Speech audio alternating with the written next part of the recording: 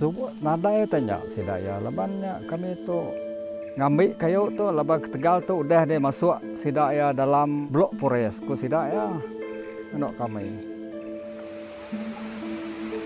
Deep in the rainforest of Sarawak, Malaysia, the people of Rumah Jeffrey, an indigenous community, live sustainably on their land, maintaining tradition and spiritual practices deeply connected with the forest for generations. But in 2022, Zedtee, a company of the Shin Yang Group, began logging the community's forest without their consent.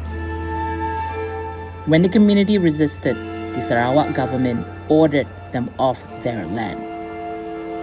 Under international law, indigenous people have the right to control and make decisions over their lands and resources. The Sarawak government should revoke the eviction order against the Rumah Jeffrey community and protect their land rights. Zedtee should compensate them for their losses.